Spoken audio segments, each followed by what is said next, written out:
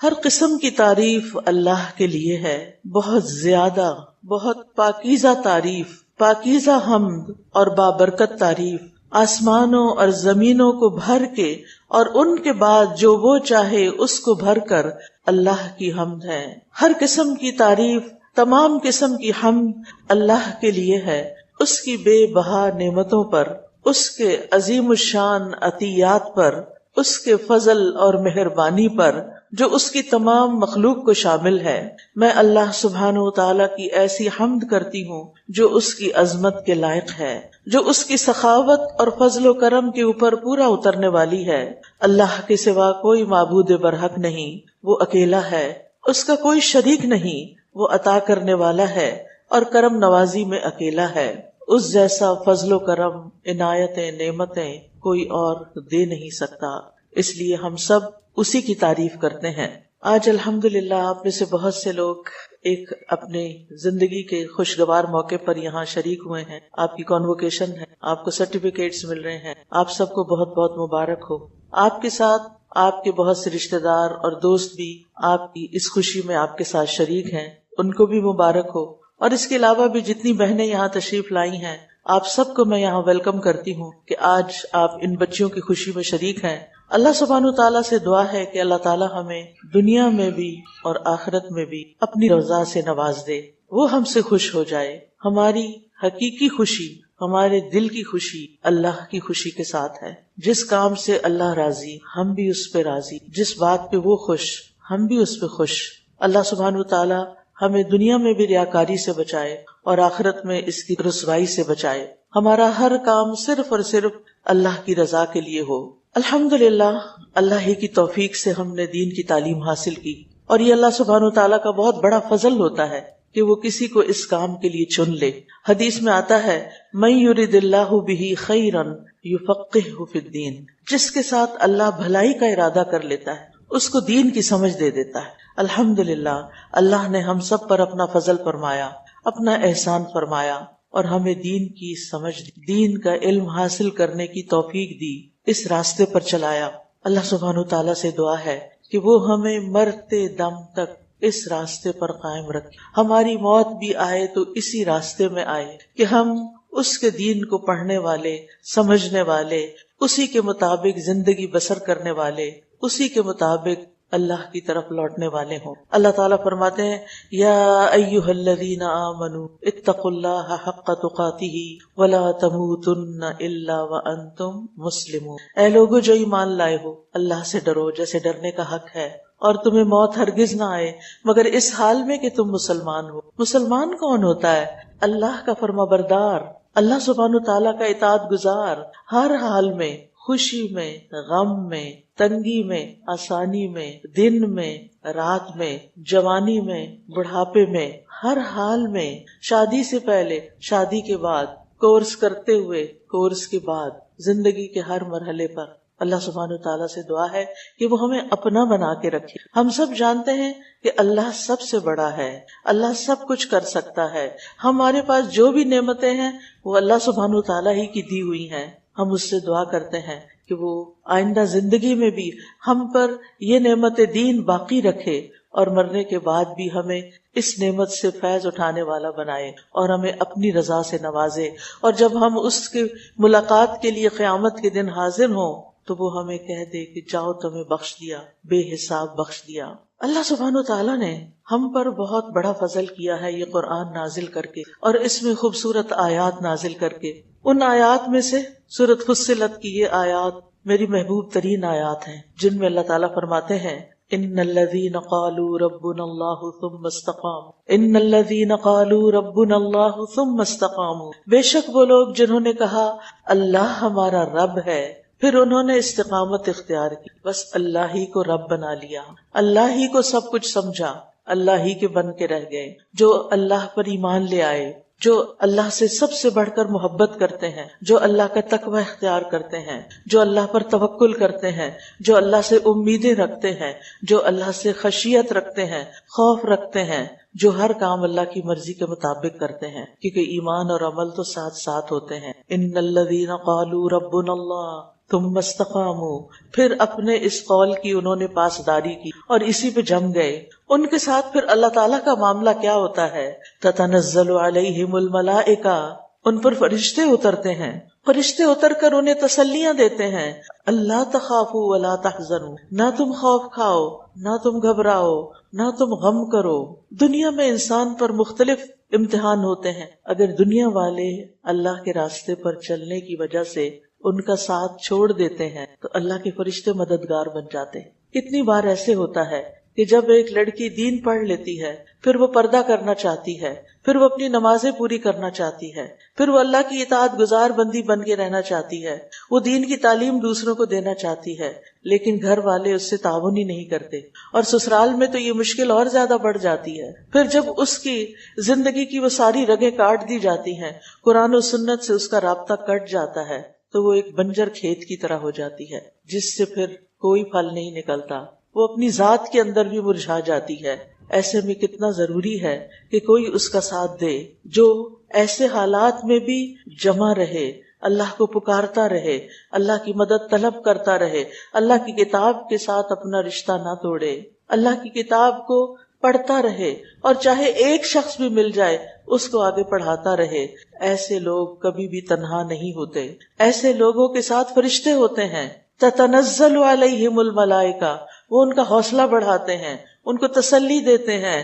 اللہ تخافوا، تمہیں ڈرنے کی ضرورت نہیں، بندوں سے نہ ڈرو، تنقید سے نہ ڈرو، لوگوں کی گالیوں سے نہ ڈرو، لوگوں کی بدنامی سے نہ ڈرو کہ لوگ تمہارے بارے میں کیا کہتے ہیں.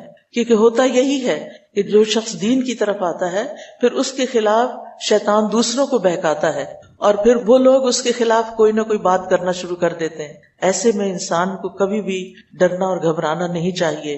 ولا تحزنوا، اور غم میں نہ رہو، کیونکہ جب انسان سے وہ چیز چھٹ جاتی ہے جو اس کو سب سے زیادہ پیاری ہوتی ہے تو پھر اس کے دل پہ غم چھا جاتا ہے. چاہے وہ کوئی انسان ہو، چاہے وہ کوئی دین کی مجلس ہو، چاہے وہ دین کے دوست ہوں، چاہے وہ دین کی تعلیم لینا یا دینا ہو. یہ ایک ایسا کام ہے کہ جس کو انسان جب انجوائے کرنے لگتا ہے تو دنیا کی ساری نعمتیں اس کے سامنے ہیچ ہو جاتی ہیں، کم ہو جاتی ہیں. اور جب اس سے یہی نعمت لی جانے لگتی ہے تو پھر اس کے لیے اس سے بڑا غم کوئی نہیں ہوتا.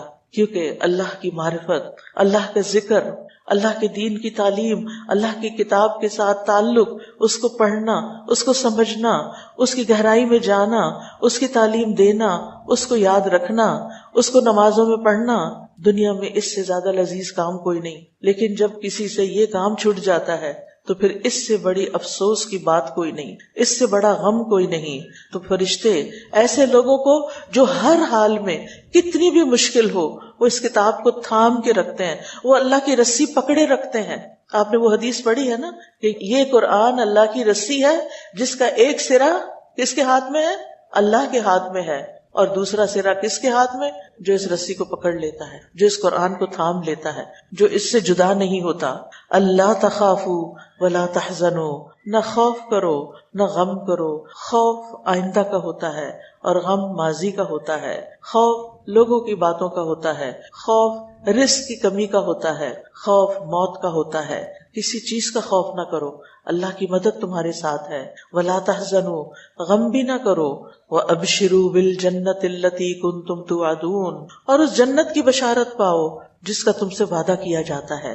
یہ فرشتے زندگی میں بھی انسان کے ساتھ ہوتے ہیں، اور جب موت آتی ہے اس وقت بھی یہ فرشتے حاضر ہوتے ہیں. اور اللہ کے بندوں اور اللہ کی بندیوں کو جنہوں نے اپنی زندگی میں دین پر استقامت اختیار کی ہوتی ہے، اللہ کے دین پر جم کے رہتے ہیں، ان کو وہاں بھی وہ خوشخبری دیتے ہیں، آگے تمہارے لیے اب اچھی منزلیں ہیں، تم دنیا کے غموں سے آزاد ہو جاؤ گے، آگے تمہارے لیے اس سے بڑھ کر نعمتیں ہیں. لہٰذا تم سے جو وعدے اللہ نے کیے آج ان وعدوں کے پورا ہونے کا دن ہے. نحن اولیاؤکم فی الحیات الدنیا، ہم دنیا کی زندگی میں بھی تمہارے دوست تھے. وفی الآخرہ، آخرت میں بھی ہم تمہارے دوست ہیں. پھر وہاں ایسے فرشتے نہیں آتے جو مار مار کے جان نکالتے ہیں، جو ان کے ساتھ سختی کرتے ہیں. کیونکہ جو لوگ اللہ کی نافرمانی کرتے ہیں، جو گناہوں میں ڈوبے رہتے ہیں، جو اللہ سے دور ہو کے زندگی بسر کرتے ہیں، ان کو اللہ کا سامنا کرنا، اللہ کی طرف جانا بڑا مشکل لگتا ہے. انہیں بڑا پھر اس وقت ڈر لگ رہا ہوتا ہے، اور وہ مرنا نہیں چاہتے، دنیا سے جانا نہیں چاہتے. لہٰذا ان کی مار مار کی روح نکالی جاتی ہے، لیکن یہاں فرشتے کہتے ہیں تم غم نہیں کرو، ہم تمہارے دوست ہیں، ہم آخرت میں بھی تمہارے دوست ہوں گے، وہاں بھی تمہارا ساتھ دیں گے جب سارے ساتھ چھوڑ جائیں گے۔ وَلَكُمْ فِيهَا مَا تَشْتَهِي أَنفُسُكُمْ، اور تمہارے لیے اس جنت میں وہ سب کچھ ہوگا جس کی تمہارے نفس خواہش کریں گے۔ دین سے جو چیز انسان کو دور کرتی ہے عام طور پر وہ اس کی خواہشات ہوتی ہیں، جو زندگی میں اس کو خواہشات ہوتی ہیں کچھ دنیا کی نعمتوں کو حاصل کرنے کی، اور اس وجہ سے پھر انسان دنیا میں آگے سے آگے جاتا ہے اور دین میں پیچھے سے پیچھے رہ جاتا ہے۔ جب ایک انسان اپنی خواہشات کو کنٹرول کر لیتا ہے اور ان کو لمیٹڈ کر لیتا ہے کہ بس اس حد تک میں جاؤں گا، اس سے آگے میرے رب کا وقت ہے، اس سے آگے میرے دین کی خدمت کا وقت ہے، لہٰذا ایسا شخص پھر اس کے لیے خوشخبری ہے کہ آخرت میں تمہاری ساری خواہشات پوری ہو جائیں گی، یعنی اللہ سبحانہ وتعالی وہاں تمہیں وہ سب کچھ دے دے گا جس کی تمہیں دنیا میں محرومی رہی۔ وَلَكُمْ فِيهَا مَا تَدَّعُونَ، تمہیں وہ سب کچھ ملے گا جس کو تم طلب کرو گے، جو چاہو گے ملتا چلا جائے گا۔ دنیا میں انسان کو وہ سب کچھ نہیں ملتا جس کی وہ چاہت رکھتا ہے، لیکن اگر انسان دین پر استقامت اختیار کرتا ہے تو آخرت میں اس کو وہ سب کچھ مل جائے گا۔ وَلَكُمْ فِيهَا مَا تَشْتَهِي أَنفُسُكُمْ وَلَكُمْ فِيهَا مَا تَدَّعُونَ نُزُلًا مِّن غَفُورٍ رَحِيمٍ، یہ مہمانی ہے غفور الرحیم رب کی طرف سے، جس کے بندے تم دنیا میں بن کے رہے، آج جنت میں تمہاری مہمانی تمہارا رب کر رہا ہے۔ وَمَنْ أَحْسَنُ قَوْلًا مِّمَّنْ دَعَا إِلَى اللَّهِ، اس سے اچھی بات کس کی ہو سکتی ہے جو اللہ کی طرف دعوت دے، جو لوگوں کو اللہ کی طرف بلائے۔ گویا سب سے اچھی بات اس کی ہے جو لوگوں کو اللہ سے جوڑتا ہے، جو لوگوں کو مختلف طریقوں سے اللہ کی طرف دعوت دیتا ہے، اللہ کے دین کی طرف، اللہ کی عبادت کی طرف، اللہ کی محبت کی طرف، اللہ کے خوف کی طرف، کہ لوگوں اللہ والے بن جاؤ۔ وَلَٰكِن كُونُوا رَبَّانِيِّينَ بِمَا كُنتُمْ تُعَلِّمُونَ الْكِتَابَ وَبِمَا كُنتُمْ تَدْرُسُونَ، لیکن تم ربانی بن جاؤ، رب والے بن جاؤ، کیونکہ تم کتاب پڑھتے تھے، پڑھاتے تھے۔ تو سب سے اچھی بات اس کی ہے جو لوگوں کو دین کی دعوت دے، اللہ کی طرف بلائے، وَعَمِلَ صَالِحًا، اور خود اچھے عمل کرے، وَقَالَ إِنَّنِي مِنَ الْمُسْلِمِينَ، اور وہ کہے کہ میں تو یقیناً مسلمان۔ تو کرنا کیا ہے؟ زبان اور دل سے اللہ کے رب ہونے کا اقرار کرنا۔ یہ بڑا مختصر سا جملہ ہے، لیکن اس میں ہماری پوری زندگی آ جاتی ہے کہ ہم ہر حال میں اللہ ہی کے بندے بن کر جئیں گے، جو وہ کہے گا وہی کریں گے، جس سے وہ روکے گا اس سے رک جائیں گے، غلطی ہو گئی تو اسی کی طرف رجوع کریں گے، غفلت ہو گئی تو پھر اسی کی طرف جائیں گے، ہر حال میں اسی کو یاد رکھیں گے۔ تم مستقامو، پھر اسی کے نام پر جم جائیں، اسی کی اطاعت کرتے رہیں گے، اس کی نافرمانی نہیں کریں گے، خیر پر قائم رہیں گے اور خیر کی طرف لوگوں کو بلائیں گے اور کسی شر میں مبتلا نہیں ہوں گے، اور دین کو خالص کر کے مرتے دم تک علم اور عمل کا ساتھ نہیں چھوڑیں گے۔ یہی استقامت ہوتی ہے کہ ظاہری طور پر بھی اور قلبی طور پر بھی ہم کسی طرح دین کو تبدیل نہیں کریں گے، اپنے دین کو نہیں چھوڑیں گے۔ تو ایسے لوگوں کے لیے پھر اللہ کی طرف سے خوشخبریاں ہیں، تو ایسے لوگوں کے لیے مشکل حالات میں فرشتے آ کے تسلیاں دیتے ہیں، اور دنیا میں بھی اور آخرت میں۔ اور دنیا میں کیا ہوتا ہے کہ مشکل سے مشکل کام بھی ان کے لیے آسان ہو جاتا ہے، اور ان کے دلوں کے اندر ایک سکون اور قرار آ جاتا ہے۔ پھر کیا ہوا؟ اللہ ہے نا، یہ مشکل بھی گزر جائے گی۔ انہیں ہر مشکل سے جب وہ نکلتے ہیں تو ایمان اور دین میں ان کی حالت پہلے سے بہتر ہوتی۔ جب وہ اپنا ٹیسٹ پاس کر جاتے تو پہلے سے بھی اونچے درجے پر آ جاتے ہیں، ان کے دلوں میں نیکی کا اور شوق پیدا ہو جاتا ہے، برائی سے نفرت ہوتی ہے، اور ان کے اندر فرشتے بہترین کاموں کے، نیک کاموں کے خیالات الہام کرتے ہیں، ان کے دلوں میں ڈالتے ہیں۔ جیسے شیطان وسوسے ڈالتے ہیں نا، تو ایسے لوگوں کے دلوں میں فرشتے نیکی کے خیالات ڈالتے ہیں، اب یہ کر لو، اب وہ کر لو، اب ایسے کرو، اب ایسے کرو، اور انسان ساری مخالفتوں کے باوجود قدم بقدم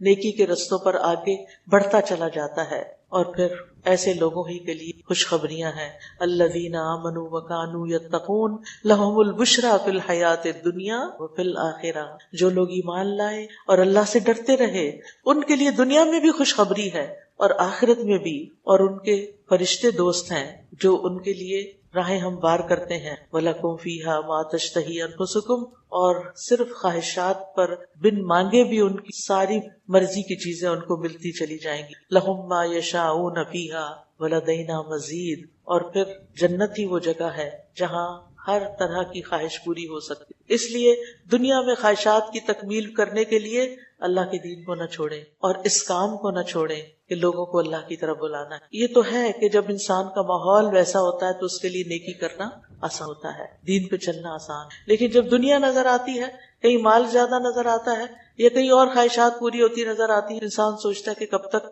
یہ دین کا کام کرتے رہیں، چلے کچھ دنیا کی طرف چلتے ہیں، اور پھر دنیا اپنے اندر سک کر لیتی، دنیا اپنے اندر کھینچ لیتی، اور پھر انسان کہیں کا نہیں رہتا. اس لیے ہمیں یہ جملہ ہمیشہ یاد رکھیں، جو کچھ بھی کریں اس سے بہتر کام یہی کام ہے، ممن دعا الی اللہ، اللہ کی طرف دعوت. دنیا کا سب سے بہترین اور پسندیدہ ترین کام، آپ گھر کے کام کریں، آپ باہر کے کام کریں، آپ کی جو ذمہ داری ہیں ان کو پورا کریں، لیکن اپنی زندگی میں اس پہلو کو کبھی بھی نہیں بھولنا. یہ آپ کے دین ایمان کی حفاظت کا کام ہے کہ آپ لوگوں کو خیر کے کام کی طرف بلاتی رہیں، اللہ تعالیٰ کے احسانات اور نعمتیں یاد کراتے رہیں، اللہ کی کتاب اور نبی کی محبت لوگوں کے دلوں میں پیدا کرتے رہیں، ہر بھلائی اور خیر کی طرف لوگوں کو شوق دلائیں، اپنے بچوں، محلے کے بچوں کو، رشتہ داروں کے بچوں کو، اور اس کے علاوہ جو بھی آپ کے دائرہ کار میں ہے ہر ایک تک خیر لے کر جائیں، اور جس خیر کی آپ دعوت دیں وہ خود بھی کرنے والے ہوں. اور کبھی بھی کسی بھی موقع پر اپنے آپ مسلمان کہنے سے نہ گھبرائیں. بنیادی طور پر اس آیت میں جو سبق دیا گیا، جس کے سارے انعامات بندے کو ملتے، وہ ہے استقامت، دین پر جم،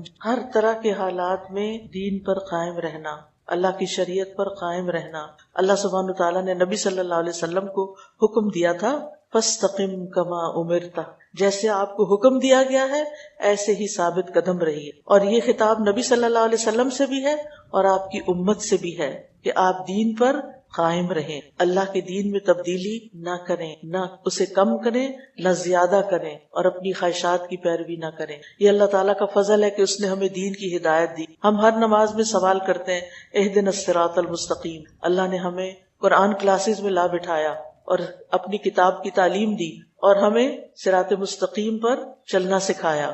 اب اللہ نے رستہ بھی دکھا دیا، چلا بھی دیا، اب آخری کام رہتا ہے، اور وہ کیا ہے؟ آپ نے دعا کی کہ اللہ سیدھا رستہ دکھا، صراط مستقیم دکھا. اللہ نے دکھایا کہ نہیں؟ دکھایا، سکھایا، چلایا. کتنی ہی نیکیاں آپ نے شروع کی ان کلاسز کو جوائن کرنے کے بعد، جو پہلے آپ کو پتہ ہی نہیں تھا، پہلے آپ کرتے ہی نہیں تھے. ٹھیک ہے نا؟ تو آپ نے دین کے رستے پہ چلنا شروع کر دیا، یا ابھی بھی نہیں شروع کیا؟ کس نے شروع کر دیا؟ ماشاءاللہ سبھی ہاتھ کھڑے کہ اللہ نے جو رستہ دکھایا اس پر ہم چل رہے ہیں. یہ بس اس وقت تک چلنا ہے جب تک ہم کورس کر رہے ہیں اور سرٹیفکیٹ ملے، اور جس دن سرٹیفکیٹ مل گیا اس دن بس. یہ کب تک؟ موت تک. یہ شادی تک بھی نہیں کہ جب تک شادی نہیں ہوتی دین پر چلتے ہیں، اور شادی کے بعد جیسے شوہر کہے گا ویسے کر لیں. وہ کہے گا حجاب اتار دو تو کہیں گے ہاں ٹھیک. ایسا ہی ہے، یہ اللہ کا حکم. شوہر کی محبت، شوہر کی خدمت، شوہر کی اطاعت سب اپنی جگہ ضرور کریں، لیکن پیار سے اس کو بتائیں کہ یہ تو اللہ کا حکم ہے، اس کی تو مجھ سے پوچھ ہوگی نا، یہ تو مجھے کرنا ہے نا. اور باقی کسی خدمت میں کسر نہ اٹھا رکھے، لیکن جو اللہ کا حکم ہے وہ اللہ کا حکم ہے. تو اللہ نے ہمیں رستہ دکھایا، اس پر چلایا.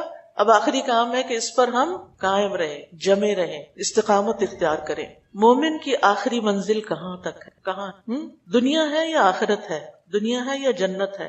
جنت ہے. لہٰذا وہاں تک اس راستے پر قائم رہنا. آپ کو پتہ نہیں اس کے راستے میں کیا کیا آتا ہے. اس کے راستے میں موت بھی آتی، پھر منکر نکیر کے سوال ہوں گے. جب منکر نکیر کے سوال ہوں گے تو پھر کیا ہوگا؟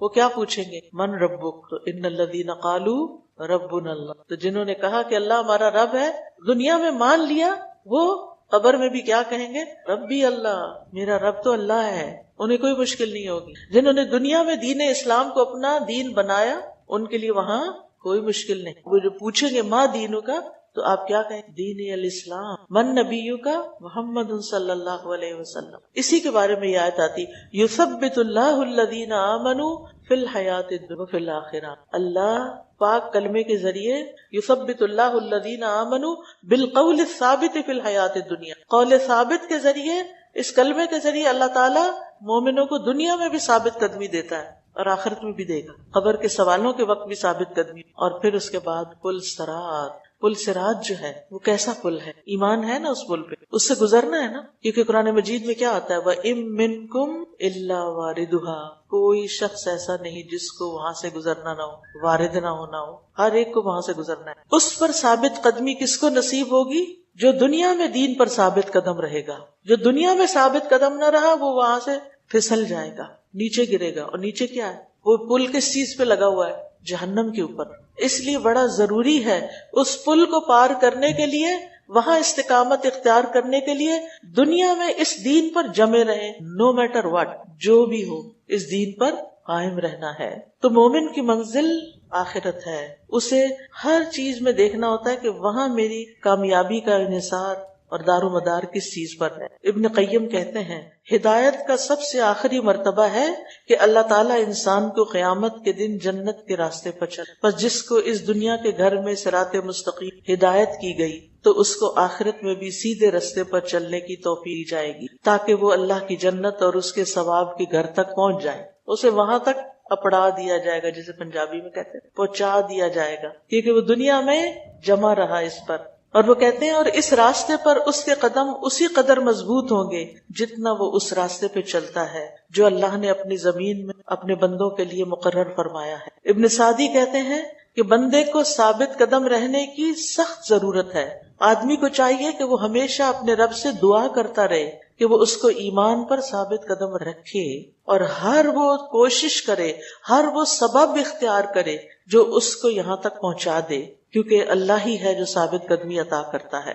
اور استقامت بندے کی سب سے افضل حالت ہوتی ہے، جس میں بندہ تہیہ کر لیتا ہے کہ میں جیوں کہ مروں، میں نے اسی دین پر رہنا ہے، میں نے یہی کام کرنا ہے، میں نے دنیا کی آندھیوں اور ہواؤں میں اڑنا نہیں۔ کیا چیز اڑ جاتی ہے؟ ہوا چلتی ہے تو کون سی چیزیں اڑتی ہیں؟ جو ہلکی ہوتی۔ تو چلو تم ادھر کو ہوا ہو جدھر کی، آپ نے ایسا بننا ہے۔ وہ کہتے ہیں نا چلو تم ادھر کو ہوا ہو جدھر کی، یعنی جدھر سارے لوگ جا رہے ہیں، ساری دنیا جا رہی ہے، جو دنیا کے ٹرینڈ سے تم بھی وہی اختیار کرو، ویسے ہی لباس پہنو، ویسے ہی باتیں کرو، ویسے ہی کام کرو۔ تو ایک مومن کا طریقہ زندگی تو فرق ہوتا ہے نا، وہ تو اپنے عمل سے پہچانا جاتا ہے کہ واقعی وہ ایمان والا ہے۔ تو پھر اگر آپ ہلکے ہو گئے، آپ کے قدم نہیں جمے، تو پھر آپ زمانے کی ہوا کے ساتھ ہی اڑنے لگیں اور وہ اڑا کے پتہ نہیں کہاں جا پھینکیں۔ لیکن جن کے قدم جم جائیں گے وہ اچھے انجام کو پہنچ جائیں گے۔ والذین اہتدوا زادہم ھدی وآتاہم تقواہم، جن لوگوں نے ہدایت پائی اللہ ان کو اور زیادہ ہدایت دیتا ہے۔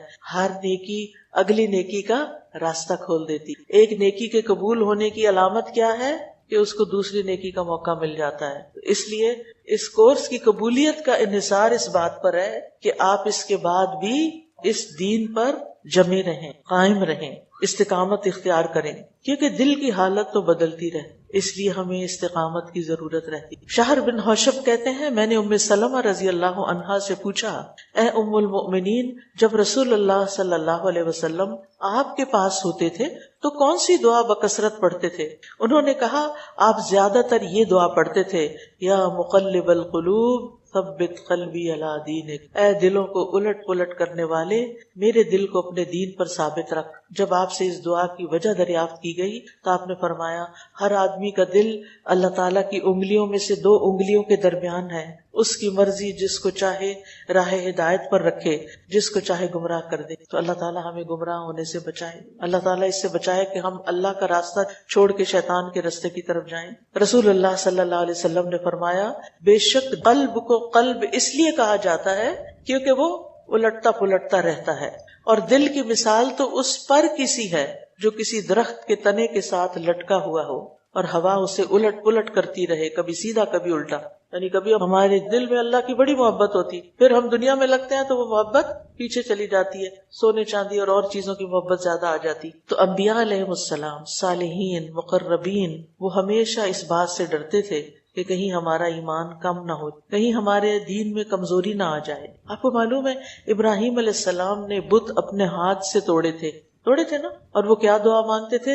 وَجْنُبْنِي وَبَنِيَّ أَن نَعْبُدَ الْأَصْنَامَ، اللہ مجھے اور میرے بچوں کو بچانا کہ ہم بتوں کی عبادت کریں۔ انہوں نے خود بت توڑے اور پھر اپنے لیے دعا کرتے تھے کہ یا اللہ ہم بتوں کے آگے نہ جھکیں کبھی. جتنے بھی نیک صالح لوگ ہیں اللہ والے، وہ کبھی اس بات پر مطمئن نہیں ہوتے کہ ہم نے بس دین سیکھ لیا اور یہ ہمارے لیے کافی ہے. وہ دین سیکھنے کا اپنا سفر جاری رکھتے ہیں اور اس راستے پر چلتے رہتے ہیں. کہتے ہیں نا، جب آپ ماں بن جاتے ہیں تو for life you are a mother, ساری زندگی کے لیے پھر آپ ماں ہی ہوتے ہیں. پھر آپ کے اندر جو ماں کے جذبات ہوتے ہیں وہ ساری زندگی اپنے بچوں کے لیے آپ کے دل کے اندر کچھ نہ کچھ ہلچل مچاتے رہتے ہیں. اسی طرح ہونا یہ چاہیے کہ once you are a student of knowledge, ایک دفعہ جب آپ علم حاصل کرنے لگے تو for life you are a student of knowledge, ہمیشہ کے لیے طالب علم بن کر رہیں. کیوں طالب علم بن کر رہیں؟ اس لیے کہ جو علم کے راستے پہ چلتا رہتا ہے اس کے لیے کون سا راستہ آسان رہتا ہے؟ جنت کا.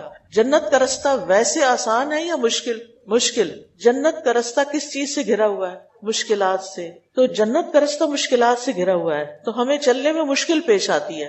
ہم کہتے ہیں یہ بڑا مشکل ہے، یہ نہیں مجھ سے ہوتا، میرے پاس وقت نہیں، میری ہمت نہیں، میں بہت مصروف ہوں، میرے بہت کام ہے. لیکن وہ آسان ہو جاتا ہے جس کے لیے اللہ آسان کر دے. مشکلات ہوتی ہیں لیکن آسانی بھی ہوتی ہے. قرآن میں مشکل کا فلسفہ کیا ہے؟ ان مع العسر یسرا. جب کوئی مشکل آتی ہے تو اللہ کی مدد بھی آ جاتی، آسانی بھی آ جاتی. اللہ تعالیٰ ایسے ساتھی دے دیتا ہے، ایسے مددگار دے دیتا ہے، ایسے ریسورسز دے دیتا ہے کہ جن کی وجہ سے آپ کا دین پر چلنا آسان ہو جاتا ہے. اس لیے اللہ سے دعا کرتے رہے. انسان دور ہو جاتے ہیں، اللہ تو دور نہیں ہے. اللہ تعالیٰ ضرور ایسے بندوں سے ملا دے گا جن سے مل کر آپ کا ایمان تازہ ہو جائے گا. اصل بات یہ کہ آپ کے اندر کی تڑپ کیا ہے، آپ خود کیا چاہتے ہیں. جتنے سچے آپ خود ہوں گے، جتنی حرص آپ کے اندر ہوگی اپنی اصلاح اور بندوں کی اصلاح کی، اسی اعتبار سے آپ کے پاس اللہ کی مدد آئے گی. اور اگر آپ خود نہیں چاہتے تو کوئی آپ کے اوپر زبردستی نہیں کر سکتا. آپ دیکھیے پیغمبروں کے حالات ہم دیکھتے ہیں. یوسف علیہ السلام کی دعا کون سی ہے؟ کیا دعا مانگتے تھے؟ توفنی مسلما والحقنی بالصالحین. اللہ اسلام کی حالت میں فوت ہو اور نیک لوگوں کا ساتھ ہو. تو دنیا میں بھی اللہ تعالیٰ سے نیک لوگوں کا ساتھ مانگے اور آخرت میں بھی. نبی صلی اللہ علیہ وسلم اپنے صحابہ کو استقامت کی رغبت دلاتے تھے. رسول اللہ صلی اللہ علیہ وسلم نے حضرت عبداللہ بن عمرو بن العاص سے کہا، اے عبداللہ فلاں کی طرح نہ ہو جانا. وہ رات کو قیام کرتا تھا پھر اس نے چھوڑ دیا. یعنی جو کام شروع کیا ہے اسے کرتے رہنا.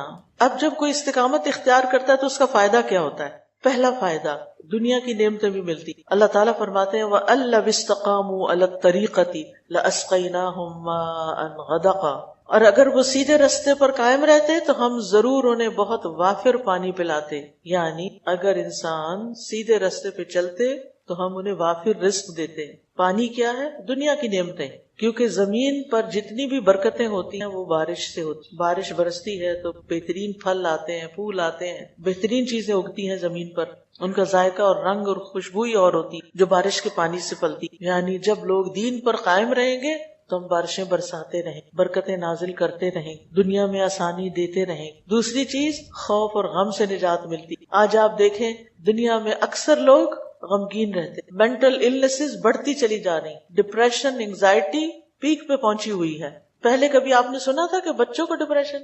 آج آپ دیکھیں کہ بچوں کے اندر ڈپریشن شروع ہو گیا ہے، کیونکہ جو بھی دنیا کی نعمتیں انہوں نے دیکھ لی اب ان کے پاس مزید کوئی ایکسائٹمنٹ کی چیز نہیں ہے. قرآن ایسی چیز ہے جس میں انسان غور و فکر کرے تو اس کے خزانے اور اس کے عجائب ختم ہی نہیں ہوتے، اور وہ آپ کے دل کو ٹھنڈک بخشتے رہتے ہیں، آپ کے دل کا غم دور کرتے رہتے ہیں. لہٰذا جو اس راستے پہ قائم رہتا ہے اللہ تعالیٰ کا وعدہ ہے وہ اس کو خوف اور غم سے نجات دیتا ہے. پھر اخلاقی بیماریوں سے حفاظت ملتی ہے. ان الانسان خلق ہلوعا اذا مسہ الشر جزوعا واذا مسہ الخیر منوعا الا المصلین الذین هم علی صلاتهم دائمون. بلا شبہ انسان تھوڑ دلا بنایا گیا ہے. جب اسے تکلیف پہنچتی ہے تو بہت گھبرا جاتا ہے، اور جب اسے بھلائی ملتی ہے تو بہت روکنے والا ہے، سوائے نماز ادا کرنے والوں کے. وہ جو اپنی نماز پر ہمیشگی کرنے والے، جو اپنی نماز پر ہمیشگی اختیار کرتے ہیں، استقامت اختیار کرتے ہیں. ان کے اندر کیا نہیں ہوتا؟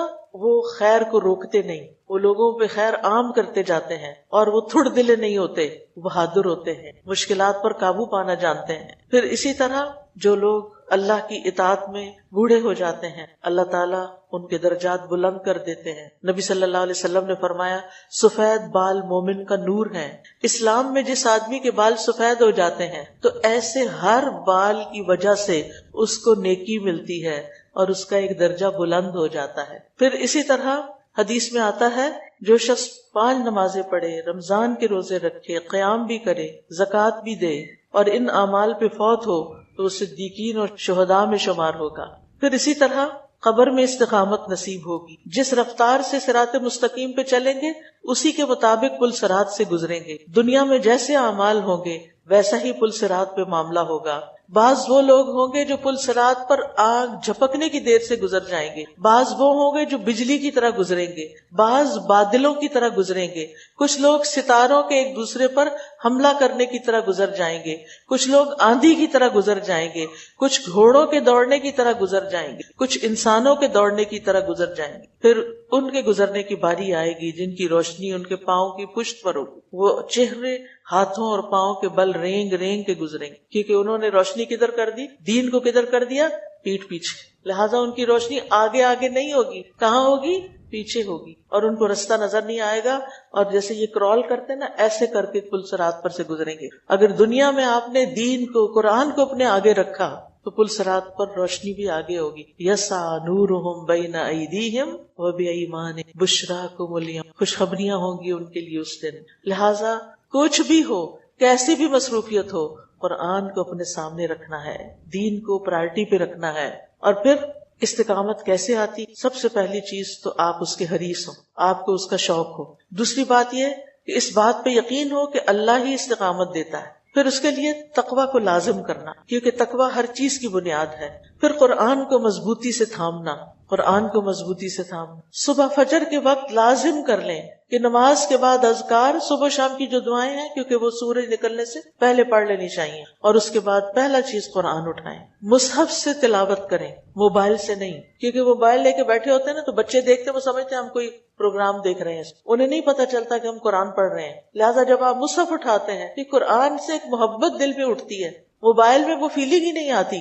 لہٰذا آپ مصحف اٹھاتے ہیں، اس کو اپنی آنکھوں سے دیکھتے ہیں، اس کے ورقے پلٹتے ہیں اور اس کو پڑھتے ہیں، چاہے ایک صفحہ پڑھیں اس وقت، لیکن فجر کے وقت ان قرآن الفجر کان مشہودا، جب دن کا آغاز قرآن کے پڑھنے سے ہوگا تو انشاءاللہ سارے دن میں برکتیں ہی برکتیں ہوں گی۔ اور قرآن کی تلاوت صرف ثواب کے لیے نہیں، صرف نماز میں پڑھنے کے لیے نہیں، قرآن اس لیے اتارا گیا کہ اس کو سمجھ کے پڑھا جائے، اس کے ذریعے بصیرت حاصل کی جائے، ہدایت حاصل کی جائے، جہالت کو دور کیا جائے، گمراہی سے بچا جائے اور صراط مستقیم پر استقامت ہو۔ پھر یہ کہ علم کے ساتھ رابطہ نہیں توڑنا، علم کی مجالس میں لائک مائنڈیڈ پیپل کے ساتھ مل جل کے رہنے میں کسی نہ کسی طرح اس سے تعلق جوڑے رکھنا ہے۔ شیخ سعدی کہتے ہیں، اے لوگو اللہ تم پہ رحم کرے، علم سکھانے والے بن جاؤ۔ اگر یہ نہیں کر سکتے تو علم کی مجلسوں میں حاضری دو، وہاں کان لگا کے سنو، فائدہ حاصل کرو، اہل علم سے بھلائی طلب کرتے ہوئے اور بصیرت حاصل کرتے ہوئے سوال کرو۔ اگر تم نے ایسا نہ کیا اور کلی طور پر تم نے علم کی مجالس سے روگردانی اختیار کی تو تم تباہ ہو جاؤ گے، خسارہ پانے والوں میں سے ہو جاؤ گے۔ کیا تمہیں نہیں معلوم کہ علم میں مشغول ہونا عظیم عبادات، افضل اطاعت اور اللہ کا تقرب حاصل کرنے والے اعمال میں سے ہے، اور زمین و آسمان کے رب کی رضامندی کا موجب ہے۔ علم کی وہ مجلس جس میں تم بیٹھتے ہو وہ تمہارے لیے دنیا اور جو کچھ اس میں ان سب سے بہتر ہے۔ اس سے جو فائدہ اور نفع تمہیں حاصل ہوتا ہے کوئی چیز اس کے وزن کے برابر اور اس کے مساوی نہیں ہو سکتی، کیونکہ بعض اوقات انسان علم کی کسی ایک مجلس میں حاضر ہوتا ہے اور وہ مجلس اس کی زندگی کا رخ بدل دیتی، اس کا دل بدل جاتا ہے۔ اس لیے اب کی گریجویٹس اور پچھلی تمام گریجویٹس جو آج یہاں موجود ہیں ان سب سے میں یہی درخواست کروں کہ علم کی مجالس سے رشتہ جوڑے رکھ۔ اگر دور بھی ہیں تو آن لائن اپنی مجلس بنا لیں، اپنے گھر میں بنا لیں، ہمسایوں کے ہاں بنا لیں، جہاں کوئی کلاس یا برانچ ہے وہاں پہنچ جائیں، لیکن علم والوں سے رابطہ ضرور رکھیں، کیونکہ علم دلوں کی روشنی ہے، دلوں کی زندگی، اس سے اللہ کی معرفت حاصل ہوتی ہے۔ پھر انبیاء اور صالحین کی سیرت کو پڑھیں، پھر انبیاء کی ثابت قدمی کو دیکھیں، کس طرح ابراہیم علیہ السلام ثابت قدم رہے تھے نا، موسیٰ علیہ السلام کی ثابت قدمی کلا انما معی ربی سیہدین، فرعون کے جادوگر جو ابھی تازہ ایمان لائے تھے وہ کیسے ثابت قدم رہے۔ فرعون نے دھمکی دی تمہارے ہاتھ پاؤں کاٹ دوں گا اور تمہیں سولی چڑھا دوں گا، تو انہوں نے کہا لا ضیر، کوئی بات نہیں، کوئی نقصان نہیں، ہم اپنے رب کے پاس چلے جائیں۔ پھر اللہ کے راستے میں محنت، یہ آسان راستہ نہیں، مشکلات ہوں گی، مشکلات سے گھبرانا نہیں، کیونکہ اس کے بعد بڑی آسانیاں ہیں، اور اگر گھبرا کے پیچھے رہ گئے تو آگے کی منزلیں مشکل سے مشکل ہیں. پھر اللہ تعالیٰ کے احکامات کی حفاظت، نمازوں کی حفاظت، ذکر اذکار کی پابندی، صبح شام کے اذکار نہیں بھولنے، پروٹیکشن کے اذکار کو نہیں بھولنا. پھر نیکی کے کاموں میں لگے رہنا، ایک دوسرے سے نیکی میں تعاون کرنا، گناہوں کو حقیر سمجھنے سے بچنا، گناہوں کو حقیر نہیں سمجھنا. گناہ ہو جائے کسی وجہ سے تو فوراً توبہ کرنا. قرآن مجید میں آتا ہے فَأَهْلَكْنَاهُمْ بِذُنُوبِهِمْ، ہم نے ان کو ان کے گناہوں کی وجہ سے ہلاک کیا.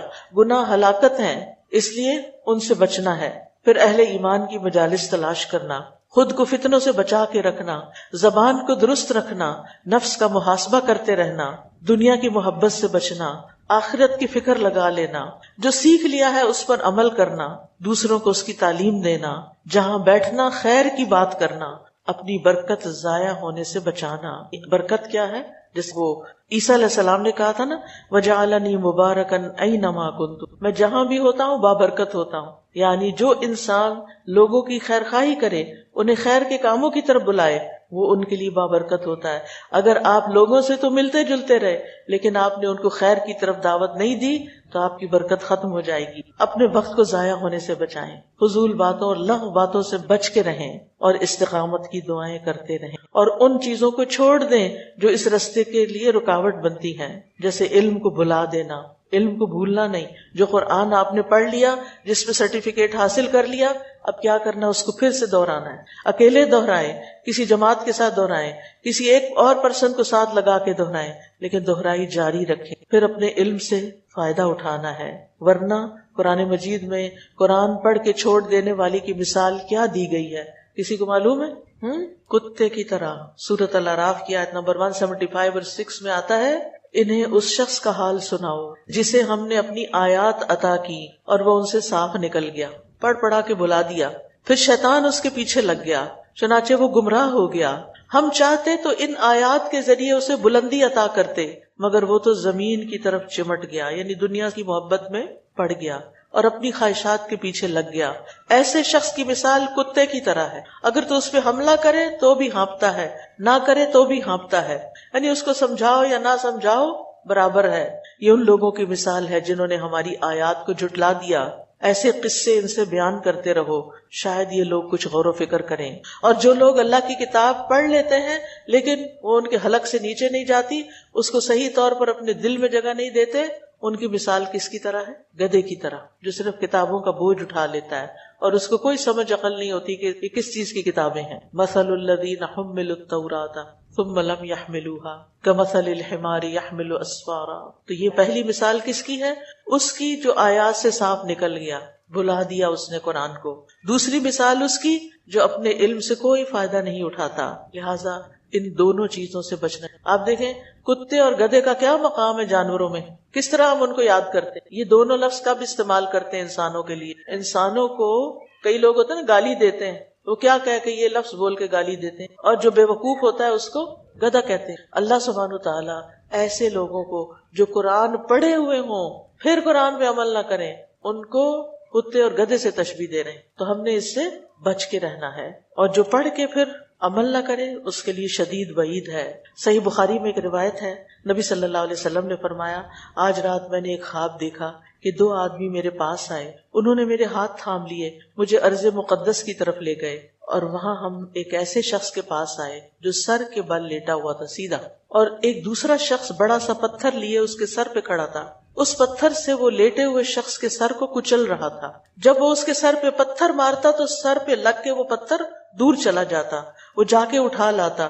ابھی وہ پتھر واپس نہیں آتا تھا کہ سر درست ہو جاتا، پھر وہ اس کو پتھر مارتا، سر پھٹ جاتا. تو پھر انہوں نے پوچھا کہ یہ کیا ہے، یہ کیا سی؟ تو بتایا گیا کہ جس کا سر پتھر سے کچلا جا رہا تھا وہ ایک ایسا انسان تھا جسے اللہ نے قرآن کا علم دیا، لیکن وہ رات کو پڑا سوتا رہا اور دن میں اس پر عمل نہیں کرتا تھا. اس کے ساتھ قیامت تک ایسا ہی ہوتا رہے گا، یعنی مرنے کے بعد اس کے ساتھ یہی ہوتا رہے کہ نہ فجر کی نماز پڑھی نہ عشاء پڑھی، سوتے رہے غفلت کی نیند سوتے رہے، اور دن کو دن کو اس کے مطابق اپنی زندگی نہیں گزاری. اسی طرح رسول اللہ صلی اللہ علیہ وسلم نے فرمایا میں نے معراج کی رات کچھ لوگوں کو دیکھا، ان کے ہونٹ آگ کی کینچیوں سے کاٹے جا رہے تھے، جب بھی کٹتے تو درست ہو جاتے. میں نے پوچھا ہے جبریل یہ کون لوگ ہیں؟ آپ نے کہا یہ آپ کی امت کے وہ خطیب ہیں جو کہتے تھے وہ کرتے نہیں تھے، جو اللہ کی کتاب کو پڑھتے تھے لیکن اس پہ عمل نہیں کرتے تھے. تو یہ معمولی معاملہ نہیں ہے. اور جب انسان قرآن سے روگردانی کرتا ہے تو اس کا ساتھی کون بن جاتا ہے؟ شیطان. اور شیطان انسان کے لیے کون ہے؟ دشمن، کھلا دشمن. اسی طرح ہمیں اپنے علم پہ کبھی غرور نہیں کرنا. علم عمل کے لیے ہوتا ہے، غرور کے لیے نہیں ہوتا.